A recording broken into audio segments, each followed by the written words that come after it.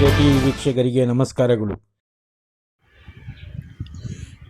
ಬಹುಜನ ದಲಿತ ಸಂಘರ್ಷ ಸಮಿತಿಯ ನೂತನ ಪದಾಧಿಕಾರಿಗಳ ಪುನರ್ ಆಯ್ಕೆ ಸಭೆ. ಸುದ್ದಿಯ ವಿವರ. ಕೋಲಾರ ಬಹುಜನ ದಲಿತ ಸಂಘರ್ಷ ಸಮಿತಿ ಯಾವುದೇ ಒಂದು ಕೋಮಿಗೆ ಸೀಮಿತವಲ್ಲ. ಬದಲಿಗೆ ಎಲ್ಲರನ್ನೂ ಒಗ್ಗೂಡಿಕೊಂಡು ಸಂಘಟನೆಯನ್ನು ಬಲಪಡಿಸಿ ನೊಂದವರ ಪರ ಹೋರಾಟ ನಡೆಸುವುದು ಸಂಘಟನೆಯ ಗುರಿಯಾಗಿದೆ ಎಂದು ಬಹುಜನ ಸಮಿತಿಯ ರಾಜ್ಯಾಧ್ಯಕ್ಷ ಸಂಘಸಂದ್ರ ಡಾಕ್ಟರ್ ವಿಜಯಕುಮಾರ್ ತಿಳಿಸಿದರು. ನಗರದ ಬುದ್ಧ ವಿಹಾರ ಮಂಟಪದಲ್ಲಿ ಹಮ್ಮಿಕೊಂಡಿದ್ದ ಬಹುಜನ ದಲಿತ ಸಂಘರ್ಷ ಸಮಿತಿಯ ನೂತನ ಪದಾಧಿಕಾರಿಗಳ ಪುನರ್ ಆಯ್ಕೆ ಸಭೆಯಲ್ಲಿ ಭಗವಾನ್ ಬುದ್ಧರ ಪ್ರತಿಮೆಗೆ ಪುಷ್ಪನಮನವನ್ನು ಸಲ್ಲಿಸುವ ಮೂಲಕ ಕಾರ್ಯಕ್ರಮ ಉದ್ಘಾಟಿಸಿ ಮಾತನಾಡಿದರು. ಡಾಕ್ಟರ್ ಬಾಬಾ ಸಾಹೇಬ್ ಅಂಬೇಡ್ಕರ್ ರಚಿಸಿರುವ ಸಂವಿಧಾನವನ್ನು ಗೌರವಿಸುವ ಜೊತೆಗೆ ರಕ್ಷಿಸುವ ಕೆಲಸವನ್ನು ಸಂಘಟನೆಯ ಪದಾಧಿಕಾರಿಗಳು ಪ್ರಾಮಾಣಿಕವಾಗಿ ಮಾಡಬೇಕು. ಜನಸಾಮಾನ್ಯರ ಜೊತೆ ಕೆಲಸ ಮಾಡುವಾಗ ವ್ಯಕ್ತಿಗೆ ಪದವಿಗಿಂತ ಪ್ರಾಮಾಣಿಕ ಸೇವೆ ಬಹುಮುಖ್ಯವಾಗಿರುತ್ತದೆ. ಹಾಗಾಗಿ ಸಮಿತಿಯು ಪದಾಧಿಕಾರಿಗಳು ನೊಂದಿದವರ ಪರ ಸ್ಪಂದಿಸುವ ಕೆಲಸ ಮಾಡಬೇಕು ಎಂದರು. ಸಮಾನತೆ ಹಾಗೂ ಸ್ವಾತಂತ್ರ್ಯತೆಯ ಹಕ್ಕುಗಳನ್ನು ಪಡೆಯಲು ಹೋರಾಟಗಳನ್ನು ರೂಪಿಸುವ ಮೂಲಕ ಸಂಘಟನೆಗಳು ಕಾರ್ಯನಿರ್ವಹಿಸಬೇಕು. ಜಿಲ್ಲೆಯಲ್ಲಿ ದಲಿತ, ಹಿಂದುಳಿದ, ಅಲ್ಪಸಂಖ್ಯಾತರು ಸಂವಿಧಾನಾತ್ಮಕವಾಗಿ ಹಕ್ಕುಗಳನ್ನು ಪಡೆಯಲು ನಿರಂತರ ಹೋರಾಟ ನಡೆಸುತ್ತಿದ್ದು, ಯುವಕರನ್ನು ಸಂಘಟಿಸುವ ಉದ್ದೇಶದಿಂದ ನೂತನ ಪದಾಧಿಕಾರಿಗಳನ್ನು ಆಯ್ಕೆ ಮಾಡಲಾಗುತ್ತಿದೆ ಎಂದು ತಿಳಿಸಿದರು. ಬಹುಜನ ದಲಿತ ಸಂಘರ್ಷ ಸಮಿತಿಯ ರಾಜ್ಯ ಕಾರ್ಯಾಧ್ಯಕ್ಷ ಯಲ್ಲೇಶ್, ರಾಜ್ಯ ಸಂಚಾಲಕಿ ನಾಗಮಣಿ ಇದ್ದರು. ನೂತನ ಪದಾಧಿಕಾರಿಗಳ ಆಯ್ಕೆ.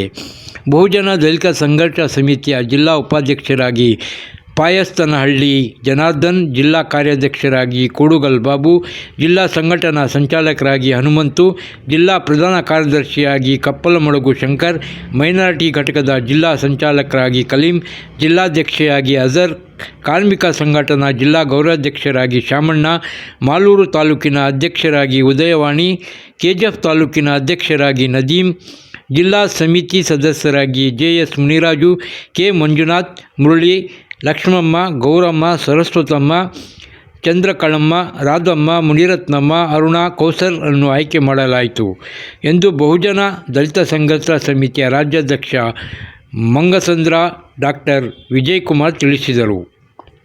ವರದಿ ಪರ್ವೀಜ್ ಅಹಮದ್.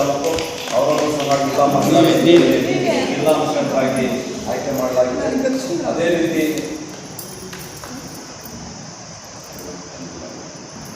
ಮುನಿರತ್ನಮ್ಮ ಜಿಲ್ಲಾ ಮುಖಂಡರಾಗಿ ಅವರನ್ನು ಸಹ ನಮ್ಮ ಸಂಘಟನೆಯಲ್ಲಿ ತಗೊಳ್ತಾ ಇದ್ದೀವಿ. ಅದೇ ರೀತಿ ಉದಯವಾಣಿ ಮೇಡಮ್ ಅವರು ಸಹ ಮಾಲೂರು ತಾಲೂಕಿನಿಂದ ಅವರನ್ನು ಸಹ ಈ ಒಂದು ಉದ್ಯೋಗದ ಪ್ರಯುಕ್ತ ಅವರನ್ನು ಸಹ ತಾಲೂಕು ಅಧ್ಯಕ್ಷರು ಹಾಗೂ ಜಿಲ್ಲಾ ಸಮಿತಿ ಸದಸ್ಯರನ್ನಾಗಿ ತಗೊಳ್ತಾ ಇದ್ದೀವಿ.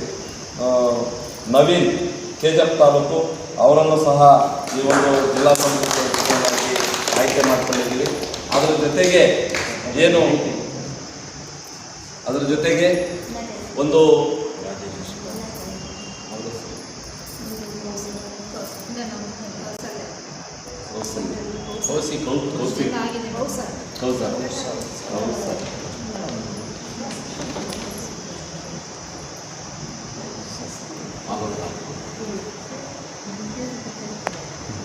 ಅದೇ ರೀತಿ ಮಹಿಳಾ ಘಟಕದಲ್ಲಿ ಒಂದು ಮಹಿಳಾ ಮುಖಂಡರಾಗಿ ಜಿಲ್ಲಾ ಮಟ್ಟದ ಮುಖಂಡರಾಗಿ ಕೌಸರ್ ಅವರನ್ನು ಮಾಲೂರು ತಾಲೂಕಿನಲ್ಲಿ ನಾವು ತಗೊಳ್ತಾ ಇದ್ದೀವಿ.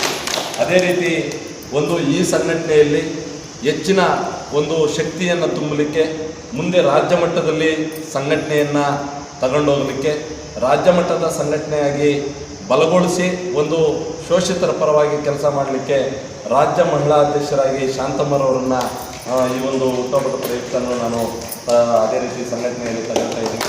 ಅದೇ ರೀತಿ ರಾಜ್ಯ ಉಪಾಧ್ಯಕ್ಷರಾಗಿ ನಮ್ಮ ಭಾಗ್ಯಮ್ಮರವರು ಮಾಲೂರು ಕಡೆಯಿಂದ ಅವರನ್ನು ಸಹ ನಾವು ತಗೊಳ್ತಾ ಇದ್ದೀವಿ.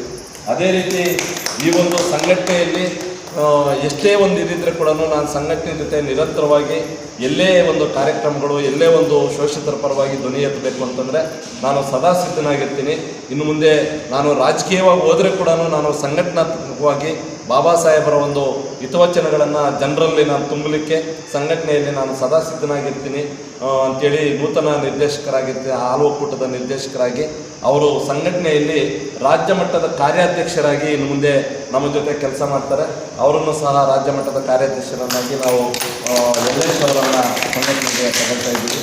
ಅದೇ ರೀತಿ ನಮ್ಮ ನಾಗವೇಣಿ ಮೇಡಮ್ ಅವರು ಕೋಲಾರ ಜಿಲ್ಲಾ ಕೇಂದ್ರ ಸ್ಥಾನದಲ್ಲಿ ಒಂದು ಇದ್ದಾರೆ. ಈ ಜಿಲ್ಲಾ ಮಟ್ಟದ 6 ತಾಲೂಕಿನ ಸಮಸ್ಯೆಗಳನ್ನು ನಾವು ಹೆಚ್ಚೆಚ್ಚಿಗೆ ಜಿಲ್ಲಾ ಮಟ್ಟದ ಅಧಿಕಾರಿಗಳ ಜೊತೆ ಮಾತಾಡಬೇಕು ಅಂತಂದರೆ ಕೂಡ ಅವರು ಜಿಲ್ಲಾ ಮಟ್ಟದ ಜಿಲ್ಲಾಧ್ಯಕ್ಷರಾಗಿ ಇದುವರೆಗೂ ಕಾರ್ಯನಿರ್ವಹಿಸಿಕೊಂಡು ಬಂದು ಈಗ ರಾಜ್ಯ ಸಮಿತಿಗೆ ರಾಜ್ಯ ಮಹಿಳಾ ಕಾರ್ಯಾಧ್ಯಕ್ಷರಾಗಿ ಅವರನ್ನು ಸಹ ನಾವು ನಮ್ಮ ಮಹಿಳಾ ಘಟಕಕ್ಕೆ ತುಂಬಿಕೊಡ್ತಾ ಇದ್ದೀವಿ. ಅದೇ ಆ ರೀತಿ ಚಳುವಳಿಯನ್ನು ಕಟ್ತಕ್ಕಂಥ ಒಂದು ವ್ಯವಸ್ಥೆ. ಅದೇ ರೀತಿ ನಮ್ಮ ಕೆಜಿಎಫ್ ತಾಲೂಕಿಂದ ಅವರನ್ನು ಸಹ ಒಂದು ಕೋಲಾರ ತಾಲೂಕಿನಿಂದ ಅಫ್ಸರ್ ಅವರನ್ನು ನಾವು ಚಳುವಳಿ ಮುಖಂಡರಾಗಿ ನಾವು ತಗೊಳ್ತಾ ಇದ್ದೀವಿ. ಈ ತಗೊಳ್ಳೋದ್ರ ಮುಖಾಂತರ ನಮ್ಮ ನೇರ ನುಡಿ ಹೇಗಿರಬೇಕು ಅನ್ನೋದನ್ನು ನಾವು ಇಷ್ಟೊತ್ತು ತಿಳಿಸ್ಕೊಟ್ಟಿದ್ದೀವಿ. ಇಷ್ಟೆಲ್ಲ ಕಷ್ಟಪಟ್ಟು ನಾವು ಸಂಘಟನೆಯನ್ನು ಕಟ್ಟಿ ಸಂಘಟನೆಯನ್ನು ಉಳಿಸಿ ಬೆಳೆಸಲಿಕ್ಕೆ ನಮ್ಮ ಮನಸ್ಸುಗಳು ಬಹಳ ಉತ್ತಮವಾಗಿರಬೇಕು. ಮನಸ್ಸು ಕರೆಕ್ಟಾಗಿದ್ದರೆ ನಾವು ಚಳುವಳಿಯನ್ನು ಗಟ್ಟಿಯಾಗಿ ಕಟ್ಟಬಹುದು.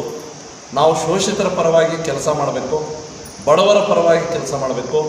ಎಲ್ಲಿ ಧ್ವನಿ ಅಡಗಿರ್ತದೋ ಆ ಧ್ವನಿಯನ್ನು ಎತ್ತತಕ್ಕಂಥ ಕೆಲಸ ನಾವು ಮಾಡಬೇಕು.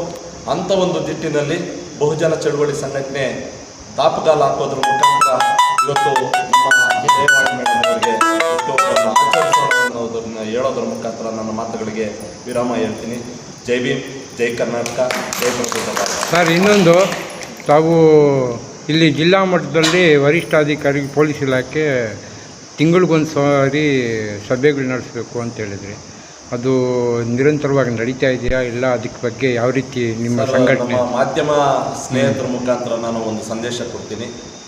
ನಾನು ವಿದ್ಯಾರ್ಥಿ ದಿಸೆಯಿಂದ ಇದೇ ಕೋಲಾರದಲ್ಲಿ ಏನು ಒಂದು 30 ವರ್ಷಗಳ ಕಾಲ ಹೋರಾಟದ ಹಾದಿಯಲ್ಲಿ ಬಂದಿರತಕ್ಕಂಥವನು.